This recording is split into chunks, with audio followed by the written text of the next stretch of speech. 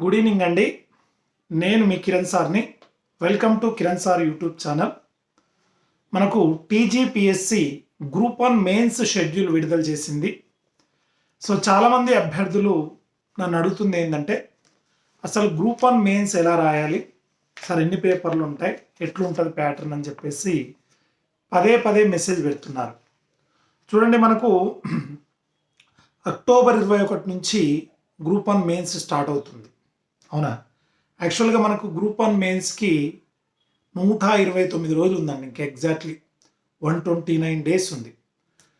అయితే చాలామందికి వచ్చే సందేహం ఏంటంటే, 129 రోజులు సరిపోతుందా అంటే ఖచ్చితంగా సరిపోతుందండి, ఇబ్బంది ఏం లేదు.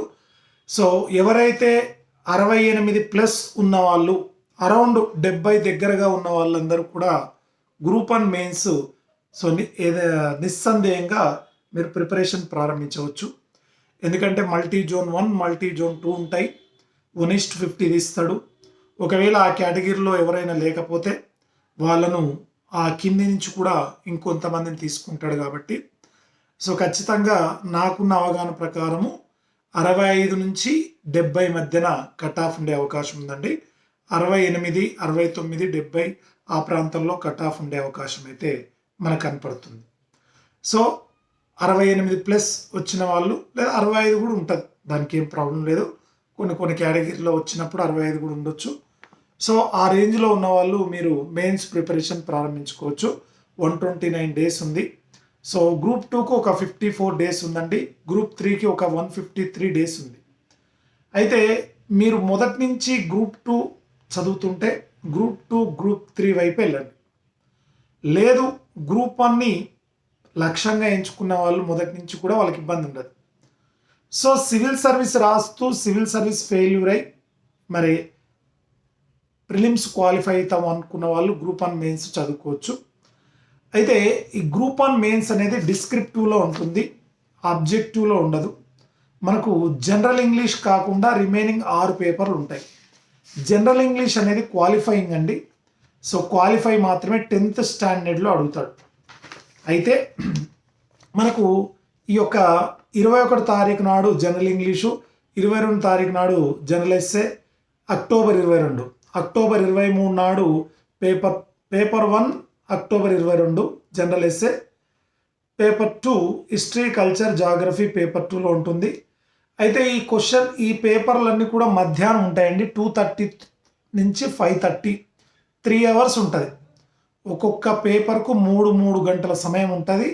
అన్ని ఎగ్జామ్స్ కూడా మధ్యాహ్నమే 21 నుంచి 27 వరకు కంటిన్యూగా general English, general essay, paper 1, paper 2, paper 3, paper 4, paper 5, paper 6 అనేది కంటిన్యూగా మనకు 6 పేపర్లు ప్లస్ ఇంగ్లీషు మొత్తము 7 రోజులు కంటిన్యూగా ఎగ్జామ్ పెట్టడం జరిగింది.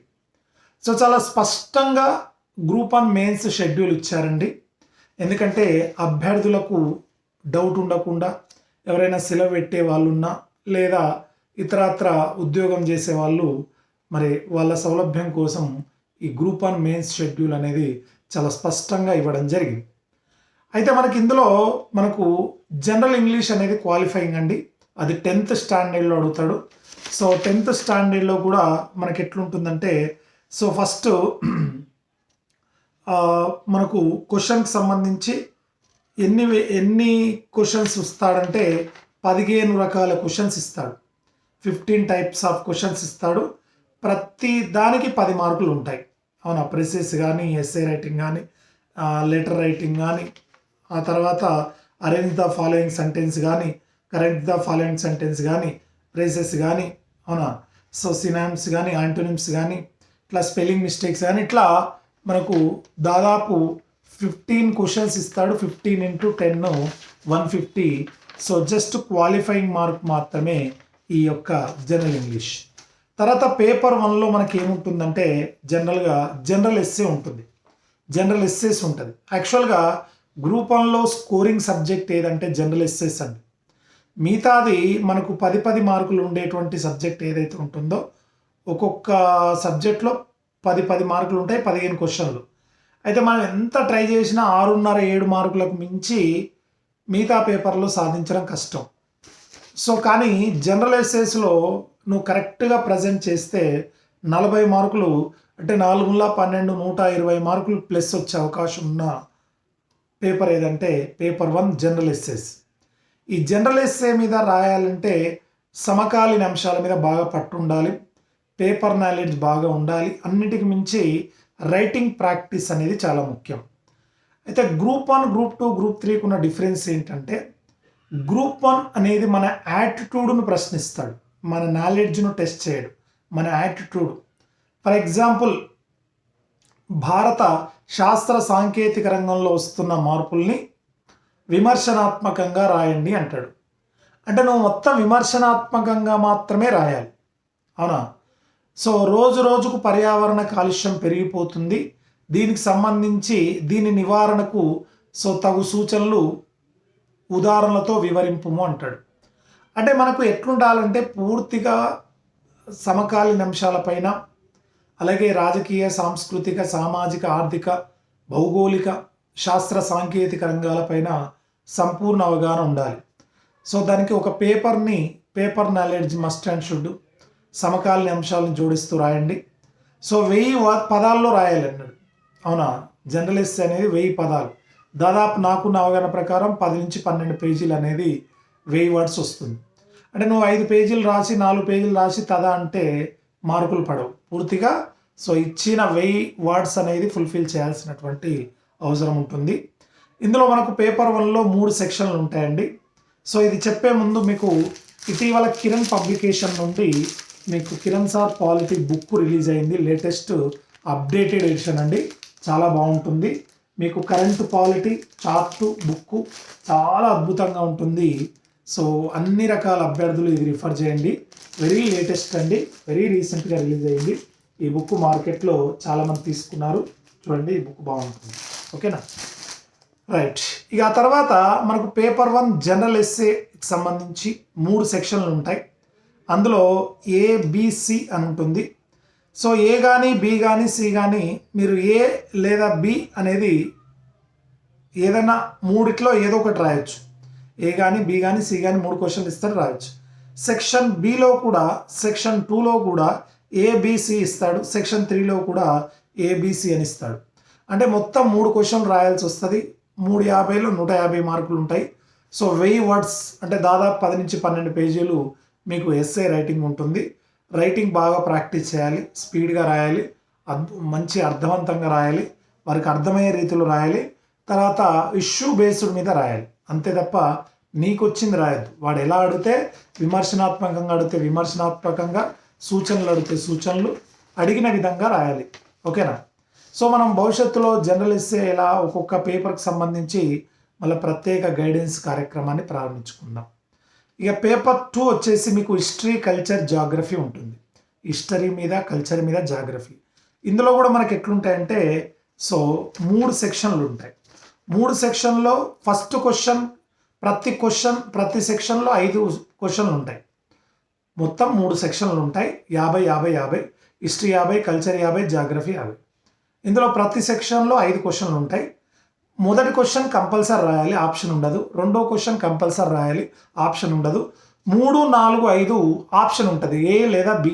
2 క్వశ్చన్లు ఇస్తాడు, ఏ క్వశ్చన్ అన్నా బి క్వశ్చన్ అన్నా రాయొచ్చు. అలా 3, 4, 5 ఆప్షన్స్ ఉంటాయి. తర్వాత ప్రతి క్వశ్చన్ 10 మార్కులు, అంటే 5 × 10 50 మార్కులు ఉంటాయి. సో మొత్తం 150 మార్కులు అండి. మొత్తం 15 క్వశ్చన్లు, 15 అంటే 5, 5, 5, 5, 3 సెక్షన్లు, ఒక్కొక్క క్వశ్చన్కి 10 మార్కులు, అంటే 15, 10, 150. సో మొదటి సెక్షన్ ఏముంటుంది, హిస్టరీ పార్ట్. హిస్టరీ పార్ట్లో 5 క్వశ్చన్లు ఉంటాయి, 5 క్వశ్చన్లు రాయాలి. First question compulsory, second question compulsory, option ఉండదు. Third, fourth, fifth A or B, అంటే 2 క్వశ్చన్లు ఇస్తాడు, ఏదో ఒకటి రాయొచ్చు. తర్వాత సెక్షన్ బి నుంచి, సెక్షన్ 2 నుంచి history and culture heritage of Telangana, history, culture, heritage of Telangana ఉంటుంది. తర్వాత సెక్షన్ 3 వచ్చేసి geography of India and Telangana. So మీకు సెక్షన్లో చూడండి 3 సెక్షన్లు ఉంటాయి కదా, ఈ 3 సెక్షన్లో ఏ బి కంపల్సరీ ఉంటుంది, ఒకటో క్వశ్చన్, రెండో క్వశ్చన్ కంపల్సరీ ఉంటుంది, మిగతా 3 ఆప్షన్స్ ఉంటాయి, అవునా? తర్వాత మీకు పేపర్ 3 వచ్చేసి Indian society constitution and governance అంటారు. ఇండియన్ సొసైటీ కాన్స్టిట్యూషన్ గవర్నెన్స్లో ఇందులో కూడా 3 సెక్షన్లు ఉంటాయి. Section 1 Indian society structure issues and social movements. ఇందులో ఒకటో క్వశ్చన్ రెండో క్వశ్చన్ కంపల్సరీ రాయాలి. 3, 4, 5కి ఆప్షన్ ఉంటుంది. సెక్షన్ 2లో కాన్స్టిట్యూషన్ ఆఫ్ ఇండియా 6, 7 అంటే 1, 2 కంపల్సరీ రాయాలి. తర్వాత మిగతా 3 ఆప్షన్స్ ఉంటాయి. తర్వాత సెక్షన్ 3 గవర్నెన్స్ 1, 2 కంపల్సరీ రాయాలి. మిగతా 3 ఆప్షన్స్ ఉంటాయి. తర్వాత పేపర్ 4 వచ్చేసి ఎకానమీ అండ్ డెవలప్మెంట్. ఇందులో కూడా 3 సెక్షన్లు ఉంటాయి. సెక్షన్ 1లో Indian economy and development, section 2లో తెలంగాణ ఎకానమీ, సెక్షన్ 3లో డెవలప్మెంట్ అండ్ ఎన్విరాన్మెంటల్ ప్రాబ్లమ్స్ అని ఉంటుంది. తర్వాత పేపర్ 4లో science and technology and data interpretation. So ఇందులో కూడా మీకు 3 సెక్షన్లు ఉంటాయండి. Section 1 the rule of impact of science and technology, section 2 modern trends in application knowledge of science, section 3 data interpretation. Data interpretation వచ్చేసి మీకు ఎలా ఉంటుందంటే, so 25 questions have to be answer out of 30 questions. అంటే 25 క్వశ్చన్లు ఇస్తారు. ప్రతి క్వశ్చన్కి 2 మార్కులు ఉంటాయి. మొత్తం 50 మార్కులు ఉంటాయి. అవునా? 11 to 40 మధ్యనేమో 30 క్వశ్చన్స్ ఇస్తారు. తర్వాత రైట్ 30 క్వశ్చన్లు ఇస్తారు. అందులో 25 క్వశ్చన్లు రాయాలి. 30 క్వశ్చన్లు ఇస్తారు డేటా ఇంటర్ప్రిటేషన్లో. అందులో 25 ఏవైనా 25 రాయొచ్చు. ప్రతి క్వశ్చన్కు 2 మార్కులు ఉంటాయి. 25 into 2 50 మార్కులు. తర్వాత పేపర్ 4 వచ్చేసి మనకు తెలంగాణ మూమెంట్ అండ్ పేపర్ 6 వచ్చేసి Telangana movement and state formation. ఇందులో కూడా 3 సెక్షన్లు ఉంటాయి. First section 1 the idea of Telangana, section 2 mobilization phase, section 3 towards formation of Telangana state. ఆ తర్వాత ఇదండి మనకు 6 పేపర్లు ఉంటాయి. జనరల్ ఇంగ్లీష్ క్వాలిఫై ఉంటుంది. సో రోజు రైటింగ్ ప్రాక్టీస్ చేయడము, నెంబర్ ఆఫ్ మోడల్స్ ప్రాక్టీస్ చేయడము, మీరు సొంతంగా ప్రాక్టీస్ చేయండి. దేని మీద ఆధారపడకుండా నెంబర్ ఆఫ్ బుక్స్ రిఫర్ చేస్తూ కంటెంట్ను డెవలప్ చేసుకుంటూ 1 గంట చదివితే 1 గంట రైటింగ్ ప్రాక్టీస్ చేయండి. రైటింగ్ ప్రాక్టీసే మిమ్మల్ని కాపాడుతుంది. ఓకేనా? So number of models practice. White papers కొనుక్కోండి, పెన్ను పక్కన పెట్టుకోండి. మీకు ఏది నచ్చితే అది రాసుకుంటూ పోండి. ఒక ఇష్యూ చదవండి, ఒక అర్ధగంట చదవండి, ఒక 5 నిమిషాలు రాసే విధంగా దాన్ని ప్లాన్ చేసుకోండి. ఇలా రైటింగ్ ప్రాక్టీస్ చేయడము, కంటెంట్ డెవలప్ చేసుకోవడము, సమకాలీన అంశాలు జోడించుకోవడం, పేపర్ నాలెడ్జ్ చదువుకోవడము, తెలుగు అకాడమీ లాంటి పుస్తకాలని రిఫర్ చేయడము, లేటెస్ట్ అంశాలని science and technology, economy, polity, current issues. ఇలా కరెంట్ ఇష్యూస్ను మీకు కరెంట్ పాలిటీ ఇచ్చాను చూడండి. ఇలా కరెంట్ ఇష్యూస్ను జత చేసుకుంటూ చదవడము, ఇదే సక్సెస్ ఫార్ములా అండి. ఈసారి ఇంటర్వ్యూ కూడా లేదు కాబట్టి ఎటువంటి పోస్ట్ పోన్లు కానీ ఏవి జరగవు. Group 1 mains as per schedule ప్రకారం జరిగిపోతుందండి. 563 పోస్టులు. ఇంత పెద్ద నోటిఫికేషను ఇంకా మళ్ళీ జీవితంలో ఎప్పుడు వచ్చే అవకాశం లేదు. మీరు 100వ ర్యాంకులో ఉన్నా 150వ ర్యాంకులో ఉన్నా మీకు పోస్ట్ వచ్చే అవకాశం ఉంటుంది. ఎందుకంటే మల్టీ జోన్ 1, 2 వైజ్గా ఉంటుంది. గతంలో స్టేట్ వైజ్ ఉండేది, కానీ ఈసారి మల్టీ జోన్ 1, మల్టీ జోన్ 2గా ఉంటుంది. కాబట్టి అందరూ యాస్పిరెంట్స్ అనేది గ్రూప్ 1 మెయిన్స్కు రారు. చాలామంది గ్రూప్ 2కి వెళ్ళిపోతారు. కొంతమంది ఇతరత్ర పోటీ పరీక్షలు ప్రిపేర్ అయ్యే వాళ్ళు కూడా జస్ట్ ప్రిలిమ్స్ కోసం రాస్తారు. నాకు తెలిసి నాకున్న అవగాహన ప్రకారం 10,000 మంది కంటే ఎక్కువ సీరియస్గా ప్రిపేర్ అయ్యే అవకాశం లేదు. 10,000 మందిలో 563 పోస్టులు కొట్టడం అనేది పెద్ద కష్టం కాదు. కాబట్టి మంచిగా వెంటనే ఈ రోజు నుంచే ప్రిపరేషన్ ప్రారంభించండి. Thank you so much. Wish you all the best.